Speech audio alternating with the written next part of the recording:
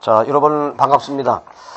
오늘은 여러분들 교재 526조 제3장 도시체계와 내부구조입니다. 자, 거기 이제 그 도시체계에서 일본의 도시와 도시 기능이 있죠. 자, 간단하게 핵심만 좀 찔러봅시다. 도시 쪽에서는 인구 집중, 그거 밑줄로 후드로 펴시고, 그리고 주민들 대부분이 그렇죠. 2, 3차 산업이 종사한다고 2, 3차 산업 밑줄. 그 다음에 간혹이면 도시의 기능으로 가셔서 주변 지역이 재화 서비스를 제공하는 그런 기능을 한다고 밑줄 해주시고, 특히 화살비업 등이 그렇죠. 중심지 기능을 수행한다. 그거 후드로 펴버리세요. 그 다음에 이제 도시화로 와서 의미. 자, 이건 여러분들이 읽어보시면 되겠고요. 이번에 단계에서 도시화 곡선은 무슨 자형이라고요? 그렇죠. S자형이라고 하는 거. S자형. S자. 이 그림이 이제, 이렇게 놓고서, 여기는 이제 70, 그 다음에 요 부분은 30, 이렇게 됩니다. 자, 그러면 이제 내용을 보세요. 뭐, 인구, 도시 거주, 인구 기율, 요걸 이제 나타내는 건데요. 자, 거기 교재를 보시면 초기에 산업화 이전의 농업 중심 사회로서 도시화의 수준이나 속도가 느리다 이렇게 되어 있죠. 예. 그러니까, 이쪽에서는 이 그림에서 여기 이제 초기, 요렇게 이제 해당이 되고요. 그 다음에 가속화 단계. 요 가속화 단계에다가서 별표 하나 부탁드리겠습니다. 벌써 여러분들 눈치채셨네요. 그렇죠. 이촌향도 내모로 가다 버리세요. 어디로 못 도망가 내모로 가다 버려요. 요거 여러분들 꼭 기억해야 됩니다. 이촌향도 농촌의 인구가 어디로? 그렇죠. 도시 쪽으로 향하니까. 자, 이촌향도에서 옆댕이로 화살표 할까요? 도시 문제가 어떻게 되겠어요? 그렇죠. 발생되고, 그러면서 높은 2, 3차 산업 비중이 얘기가 된다. 이렇게 이제 볼 수 있죠. 자, 그래 놓으시고 이제 종착 단계. 도시화율이 둔화되면서 역도시화되고 높은 3차 비중이 나타난다. 이렇게 되어 있죠. 그러니까 여기는 이제 종착 단계다. 이렇게 이제 볼 수가 있겠습니다. 자, 그 다음에 가서 중심지 이론이 있죠. 자, 여기서 보시면 말이죠. 가로 1번의 중심지 이론. 요거 여러분들 읽어보시고, 가로 1번 중심지 형성이 있습니다. 최소 요구치가 재화의 도달 범위 내에 있을 때 형성이 된다. 싸잡아서 후드로 펴버리세요. 예. 그 다음에 가로 3번의 중심지 계층의 구조. 고차 중심지는 저차 중심지의 기능을 포함한다. 예. 그러니까 수학적인 용어를 보면 고차 중심지가 전체 집합이라면 저차 중심은 부분 집합이다. 이렇게 이해를 하시면 되겠습니다. 그리고 가로 4번에서 중심지 분포 원리가 있죠. 이거 너무 중요합니다. 그러니까 여러분, 이 고차, 저차, 이 구분하는 것이 포인트입니다. 엄청나게 중요합니다. 그러니까 이 구분하는 포인트는 바로 기능입니다. 기능이 많으면은 고차, 기능이 적으면은 저차. 이렇게 해서 여러분들이 이해를 해 놓으시면 되거든요. 그래서 이제 이 고차 같은 경우는 이제, 대학병원이다. 이렇게 이제 예를 든다면은 저차병원은, 저차 쪽에서는 이제 개인병원이다. 이렇게 얘기할 수 있고요. 그 다음에 가서 고차 쪽에 대형마트다. 이렇게 이제 할 것 같으면 저차 쪽에서는 구멍가게다. 이렇게 우리가 비교를 하시면 이해가 쉽겠습니다. 자, 그래서 한 장 더 뭐 가보실까요? 예, 바로 527쪽이죠. 자, 거기 계층에서 고차 중심, 저차 중심 하면서 중심지수, 배후 지역의 범위, 중심 간의 거리, 그 다음에 기능 나와 있죠. 여러분들이 다 읽어야 돼. 특히 중요한 기능 쪽에다 별표 부탁합니다. 예, 고차 중심지는 다양하고 복잡하다. 후드로 펴시고, 그 다음에 저차 중심은 어때요? 그렇죠. 반대로 생각하면 되겠죠. 단순하다. 이렇게 이해하시면 되겠습니다. 자, 그 다음에 이제 3번의 도시체계로 넘어오셔서, 가로 1번의 도시체계. 이거 여러분들이 읽어봐 주시고요. 그 다음에 가로 2번에 오셔서, 우리나라의 도시체계를 보면요. 대도시와 중소도시 간의 불균형적인 성장이다. 그러면서 종주 도시화 현상이다. 이렇게 되어 있죠. 종주 도시화 현상. 이게 무슨 얘기냐면, 이 1위가 이제 결국은 이제 이 수위 도시를 얘기하는 겁니다. 그걸 중심으로 해서 2위 도시가 이제 거기 이제 2위 도시 인구의 한 21m 정도 이렇게 이제 떨어져 있는 그런 상황을 얘기합니다. 예. 1위 수위 도시를 종주로 해가지고 2위 도시의 인구가 한 21m 이상 이렇게 이제 된 상태, 그 정도 이제 이해하시면 되겠고요. 그래서 결국 이제 고차, 중차, 저차 이런 식으로 이제 이렇게 이제 진행이 된다. 이렇게 이제 간단히 이해하시면 되겠습니다. 자, 도시 내부 구조로 오셔서 거기 도시의 지역분화에서 지역분화의 원인이 있죠. 자, 이 원인에서 여러 덩어리가 있습니다만 특히 경제적 요인, 요거 별표 하나 부탁드리고요. 거기서 보면 이제 접근성, 지가, 지대, 집적 이익 그게 있지 않습니까? 그걸 여러분들이 다 싸잡아서 경제적 요인이다. 이렇게 묶어서 이해하시고 나머지 부분을 여러분들이 쭉 편안하게 읽어보시면 되겠습니다. 경제 요인은 접근성, 지가, 지대, 집적 이익 이렇게 묶어서 이해를 부탁드립니다. 그 다음에 가로 2번 사회적 요인 요거 여러분들 편하게 읽어보시고 가로 3번에 가서 정책적 요인도 편하게 읽어보시고 가로 2번에 지역분화 과정에 가서 자 요거 여러분들 읽어보시는데 특히 가로 1번에 말이죠. 집침 현상이 있죠. 집침 현상. 그 다음에 가로 2번에 이심 현상이 있습니다. 일단은 여기서 이제 중요한 게 말이죠. 이 집침 현상하고 이심 현상 이 두 덩어리 이게 이제 구분이 또 중요하거든요. 구분. 집심하고 이심의 구분. 이 뭐 가지고 구분을 하느냐 말이죠. 구분하는 것은 지대지, 지대지불 능력. 요걸 가지고서 이제 집심과 이심으로 구분한다고 하는 거. 요걸 하나 메모리에서 이해하시고요. 자, 집심 현상을 좀 보실까요? 동그라미 1번. 지대지불 능력이 높은 업종. 바로 도심에 집중하겠죠. 그거 싸잡아서 밑줄. 화살 벽대에 보니까 업무관리 기능이라든지 상업서비스 기능이다. 그것도 밑줄 와서 띵크를 하셔야 됩니다. 그 다음에 시가지의 수직적 팽창, 수직적 팽창 밑줄. 그러니까 고충안을 불러오겠죠. 그것도 밑줄 하시고요. 그 다음에 20년상은 반대로 생각하시면 됩니다. 예. 지대지불이 능력이 어떻습니까? 떨어지고 그러면서 주택, 학교, 공장 이런 것들이 생겨난다. 이렇게 볼 수가 있겠죠. 한 장 넘어가서 보시면 그 20이라고 할 때 있잖아요. 떠날 있잖아요. 얘기하는 겁니다. 예. 넘어가서 보세요. 금방 말씀드린 게 나와 있죠. 동그라미 1번. 지대지불 능력이 낮다 밑줄. 업종을 외곽지역으로 본 사람 밑줄. 주택, 공장, 학교가 여기 해당하다. 그것도 밑줄. 그럼 동그라미 2번에 수평적 팽창 밑줄. 수평적이니까 교회화를 불러오겠죠. 교회화. 그것도 밑줄 하시고요. 자, 그 다음에 도시 내부 구조인데요. 이건 완별표 부탁드립니다. 예. 시험에 나옵니다. 분명히. 자, 도심, 부도심, 중간적, 외곽적 이렇게 되어 있는데 거기 이제 도심부터 보세요. 가로 1번. 접근성이 가장 높아서 지가 지대가 비싸다. 지가 지대가 비싸다. 밑줄. 건물의 고충과 과밀화. 예, 그것도 밑줄 하실까요? 우리 이제 서울의 그 명동, 그 시청 또는 종로 이런 쪽이 이제 지가 지대가 비싸다고 하지 않습니까? 그 다음에 가로 2번에 가서 이 중추 관리 기능, 그거 좀 밑줄에 있어요. 중추 관리 기능이라고 하는 것은요, 대기업의 본사가 들어가 있는 장소를 얘기하는 겁니다. 그러면서 고급 서비스 기능이 수준이다. 그것도 호들갑해버렸어요. 화살표 옆땡이 유동인구가 많아서 교통이 혼자다. 야이씨야 여러분 이것도 호들갑해야 됩니다. 그 다음에 가로 3번. 주간에 인구 밀도가 높다. 그거 밑줄 하세요. 그러니까 주간에는 이쪽에 도심 쪽에 와서 일을 하는 겁니다. 직장이 이 도심 쪽에 있어요. 그러고 야간에 인구 밀도가 낮다는 얘기는 직장만 끝나니까 야간에는 집으로 다 빠져나가는 겁니다. 그러니까 화살표기 인구 공동화 현상이 일어날 수밖에 없겠지요. 자, 그거 다 밑줄에서 이해하시고요.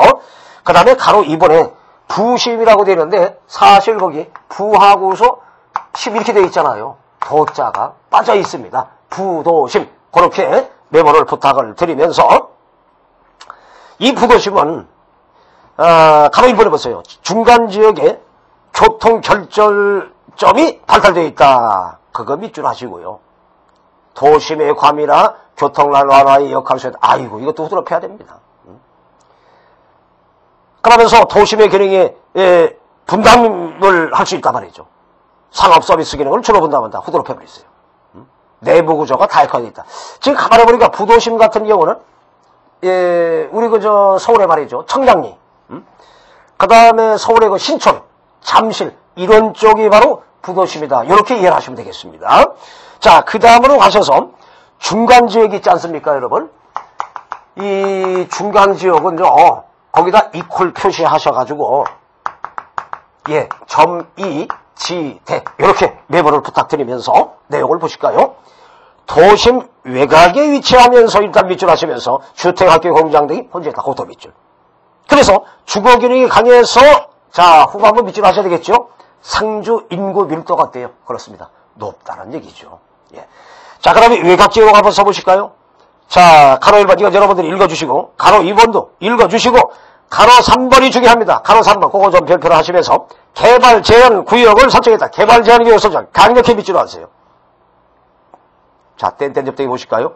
녹지의 보존과 숲풀 현상의 환지다. 아 여러분 숲풀 현상 그거 밑줄 하세요. 숲풀 현상은 쉽게 얘기해서 도시 뭐라고요? 그렇죠. 대단합니다. 여러분 도시 팽창을 얘기합니다. 도시 팽창 숲풀 현상이 뭐라고요? 도시 팽창이다라고 하는 거 그렇게 이해를 하시면 되겠고요.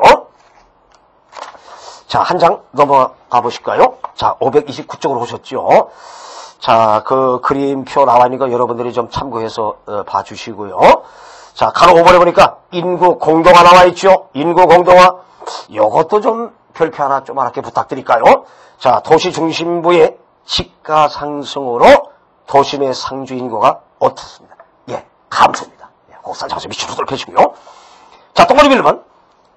유동인구 증가로 교통 혼잡, 병목 형상 등의 교통 문제가 발생할 수 있다. 밑줄을 하셔야 되겠죠. 동그라미 2번. 자동차 배기가스, 건물의 난방가스 등 각종 환경 문제가 유발될 수 있다. 동그라미 1번은 다 단점이죠. 문제점입니다. 쌀자마 소돌입해서 이해하시고요. 그 다음에 3번에 도시 문제와 대책. 요거 여러분 편안하게 읽어보시고요. 그 다음에 4번에 선진국과 개발도상국의 도시화가 나와 있죠.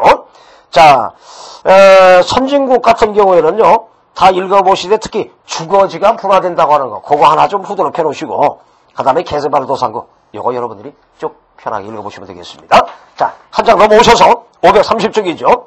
4장입니다. 지역생활권의 형성과 변화 나와 있는데요. 자, 먼저 대도시권의 형성에서 1번 지역생활권의 변화, 요것도 편하게 읽어보시고, 2번에 대도시권의 형성에서 가로 1번, 대도시권.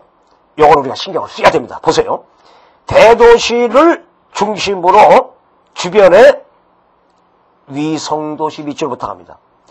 요 위성도시 및 근거지역을 어떻게 한다? 흡수한다는 얘기죠. 밑줄을 해주면서 그러면서 일상생활이 이루어지는 법인데요. 자, 화살표 등이 통학권, 통근권, 쇼핑권 이런 것들이 바로 대도시권이다 라고 하는 거죠.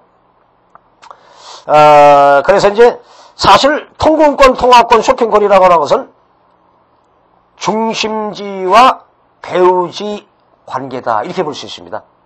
통근권, 통학권, 쇼핑권 그거 밑줄했죠. 화살표 끄집어내서 중심지와 배후지의 관계다 이렇게 좀 내버려냈어요. 중심지와 배후지의 관계.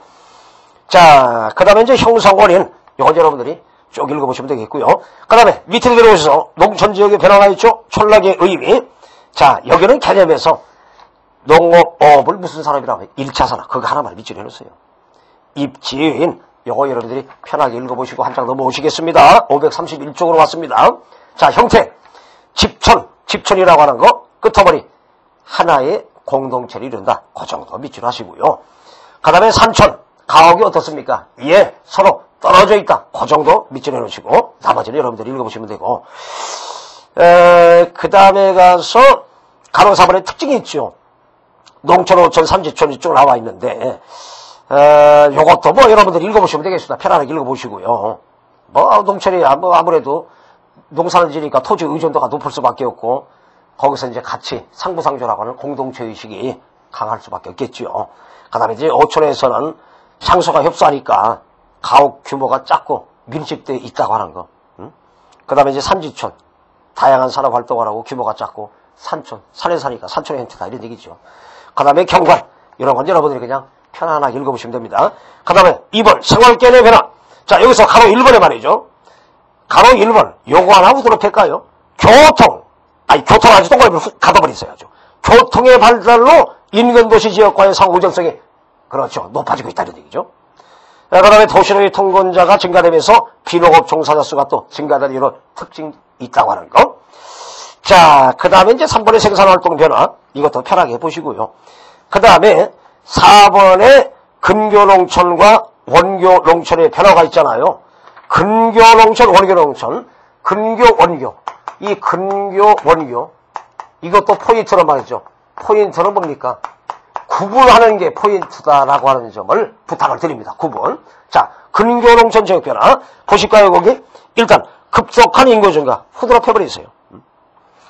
그러니까 이제 주거지 확대와 교통의 발달이 있겠죠. 한 장 더 보시겠습니다. 자, 532쪽입니다. 2번. 전통생활 양식이 변화된다. 밑줄. 도시 상설시장에서 백화점 이용 공동체 의식이 약화된다는 얘기죠. 3번. 상업정동이 발달하고 밑줄. 원예 특영작물 재배 면적이 증가된다는 얘기죠. 네 번째. 경험농가가 증가한다. 밑줄. 농업 위에 직업을 갖는 사람이 증가한다는 얘기죠. 그 다음에 원교. 자, 여기 보면은 가로 1번. 청장년층의 인구가 어떻습니까? 감소될 수밖에 없지요. 그러니까 어때요? 노동력 부족, 노동력의 노령화 문제가 돼야 된다. 그 다음에 그 후드로 펴버리세요. 그 다음에 가로 2번. 인구의 급속한 감소로 학교, 병원 등 각종 사회 기반 시설이 부족하다는 거. 그것도 후드로 펴시고요. 그 다음에 그러다 보니까 이제 원교농업이 발달하는 겁니다. 기후 조건이 유리하고 교통이 발달하는 곳에 원교농업이 발달한다. 네, 그렇게 후드로 펴놓으시고요. 자, 그 다음에 이제 우리가 이제 4편에 환경 문제와 지역 문제 파트 쪽으로 이제 넘어오십니다. 자, 여러분들 교재는 몇 쪽이 되겠습니까? 그렇죠. 535쪽으로 오셨습니다. 자, 제1장 환경 문제의 확산해서 나와 있죠. 환경 문제. 자, 1번 환경과 환경 문제의 발생. 가로 1번의 환경, 그 다음에 가로 2번의 환경 문제. 이런 것은 여러분들이 편안하게 읽어오시면 다 이해가 됩니다. 2번에 내려와서 환경오염의 종류에서 자, 뭐 대기 오염으로부터 해서 수질 오염, 뭐 토양 오염, 그다음에 뭐 사막화 현상, 황사, 환경 뭐 호르몬 이렇게 이제 여러 덩어리가 있는데 일단 그 대기 오염에서는요 개념은 여러분들이 읽어봐 주시면 되겠고 종류에서 스모그 산성비, 그다음에 지구 온난화 이게 CO2가 발생해서 그렇습니다. 지구 온난화, CO2, 그다음에 오존층 파괴, 오존층 프레온 가스 있잖아요. 예, 그 정도 연결해 놓으시고요. 그 다음에 수질오염, 이거 여러분들 읽어보시면 되고, 그 다음에 토양오염, 이것도 뭐 여러분들이 쭉 읽어봐 주시면 되겠습니다. 자, 한 장 넘어오셔서 536쪽이지요. 가로 3번, 사막화 현상. 요거 좀 별표 좀 부탁드려야 되겠습니다. 원인, 자연적인 기후변동이다. 그거 밑줄 부탁합니다. 자연적인 기후변동. 그 다음에 농경지, 목축지 개발과 같은 인간의 간섭이다라고 하는 거 말이죠. 예. 이 사막화 현상의 원인, 요게 이제 중요합니다. 그 원인에다 중요 표시해 놓으시고요. 영향을 보면 뭐 생태계 파괴, 황무지 증가, 식수 부족, 농업 생산성의 하락이라고 하는 거 그렇게 연결해 주시고요. 이 황사는 뭐 여러분들이 너무 잘 아시잖아요. 예. 결국 이제 봄에 발생이 된다고 하는 거, 봄이 이제 특징이라고 하는 거, 그걸 좀 이해해 놓으시고, 요즘은 뭐 봄뿐만 아니라 뭐 상해들 다 온다고 하는데, 특히 봄이 심하다. 요 정도 이해해 놓으시면 되겠습니다. 그 다음에 이제 환경 호르몬, 요걸 여러분들 편하게 읽어봐 주시고요. 그 다음에 3번, 환경 문제의 확산. 자, 가로 1번에 보니까 산성비가 확산되고 있다. 특히 중국이 이제 공업화되고 있잖아요. 그래가지고 우리나라, 우리 옆 동네는 그 일본, 그쪽까지 피해를 줍니다. 예. 그 다음에 국제하연 오염, 그 다음에 방사능 유출, 그 다음에 유류 유출, 예. 환경 문제의 확산을 이렇게, 네 덩어리로 요약해서 이래야 하면 되겠습니다. 산성비 확산, 국제하천 오염, 방사능 유출, 유류 누출, 이렇게 해서 이제 이해하시면 되겠고요. 자, 그 다음에 전 지구적 규모의 환경 문제와 해결 방안입니다. 자, 1번. 전 지구적 규모의 환경 문제. 자, 지구 온난화 현상. 아까 조금 전에 말씀드렸죠. 지구 온난화는 CO2입니다. CO2. 자, 보세요. 원인을 가서 보세요. 대기 중에 이산화탄소입니다.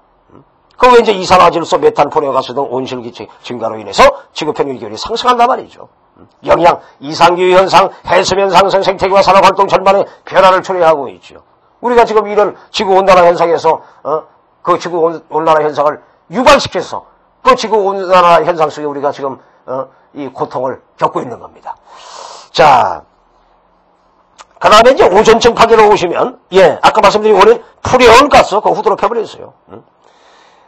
이 프레온가스 등의 증가로 인해서 성층권에 있는 오존층이 파괴되는 겁니다. 그래서 말이죠, 요걸 하나 좀 부탁을 좀 드려보는데요. 이 지구온난화 현상, 그 다음에 이제 오존층 파괴,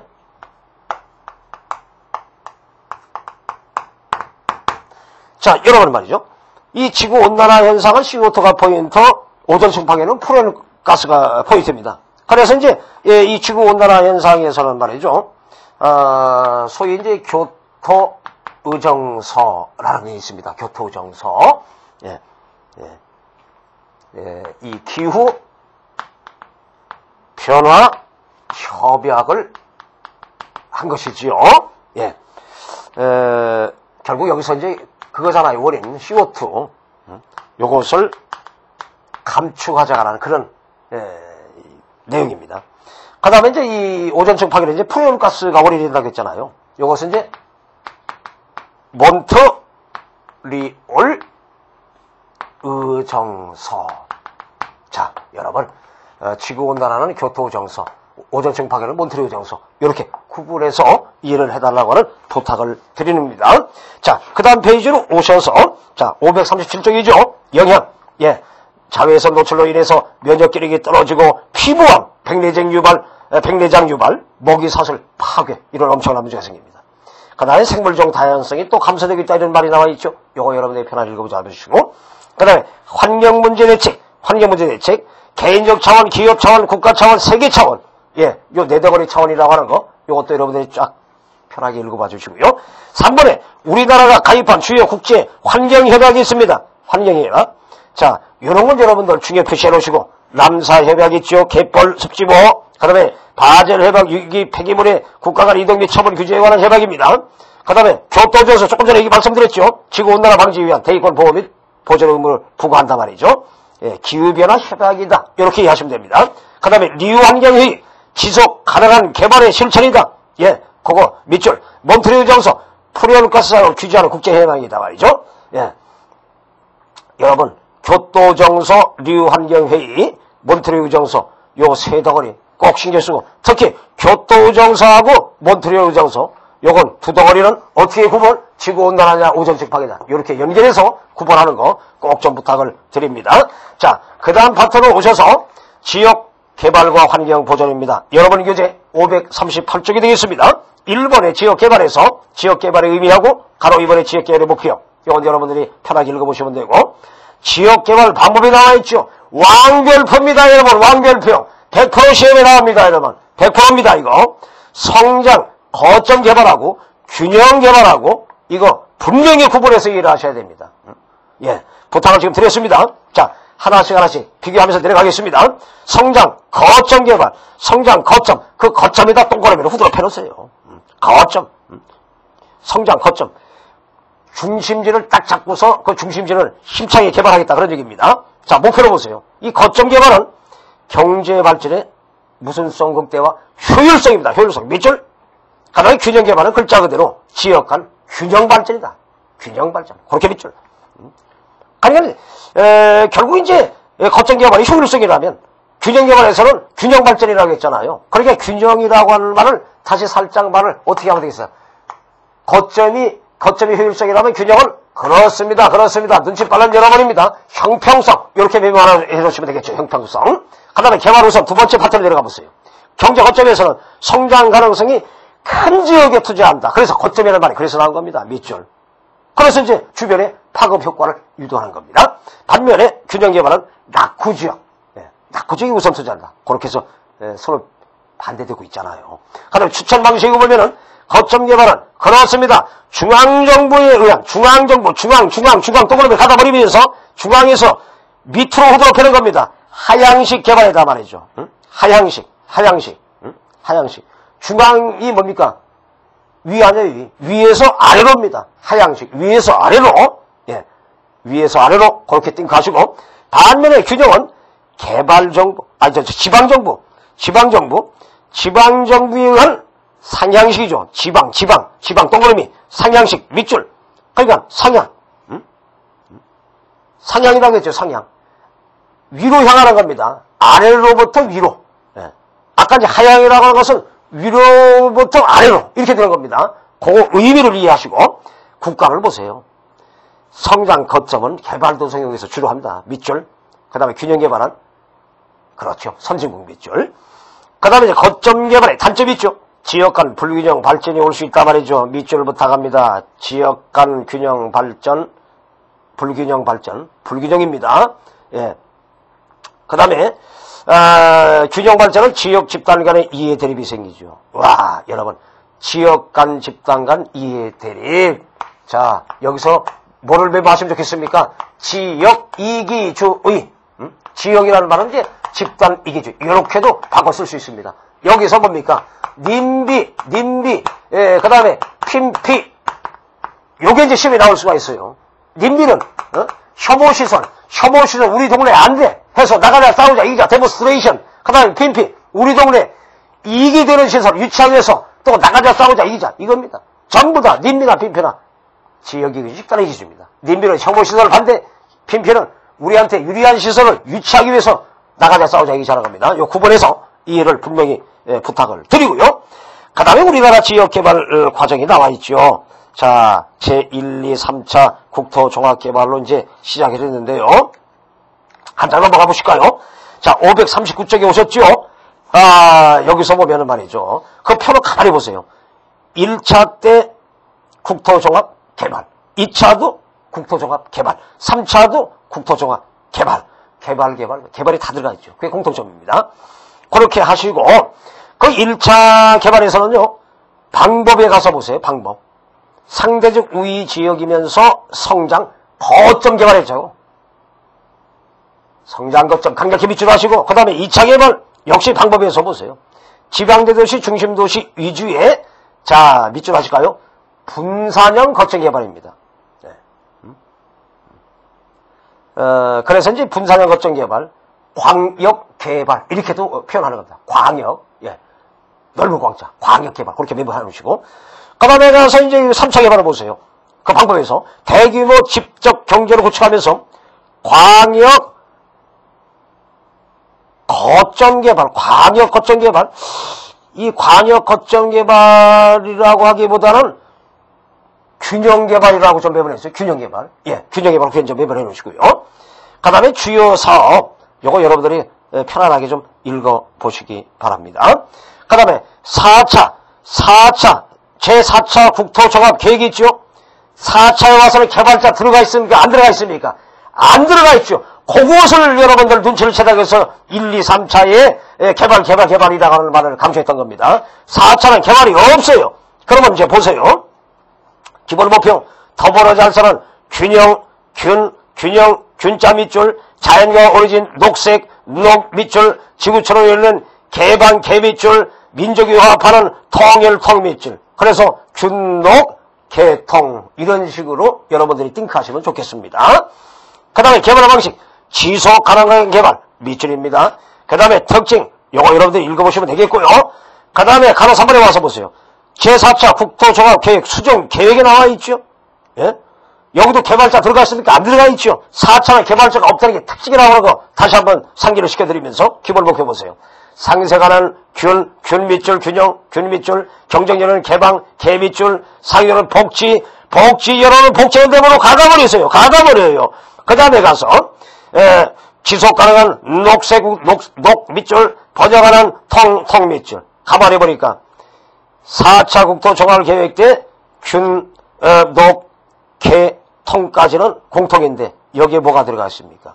복지가 들어가 있잖아요, 복지. 그래서 내버려 가다버리라고 한 겁니다, 복지. 거기에다 복지 내버려 가다버렸죠? 별표를 해놓으시기 바랍니다. 자, 개발 방식 지속 가능한 똑같지요? 바로 복지 하나 들어가 있다는 게 차이점이라고 하는 거, 수정 안에서는. 자, 특징. 요것은 여러분들이, 쭉 읽어봐 주세요. 예. 꼭 읽어봐야 됩니다. 오늘 수업은 여기까지 하고 다음 시간에 또 만나도록 하겠습니다. 수고하셨습니다.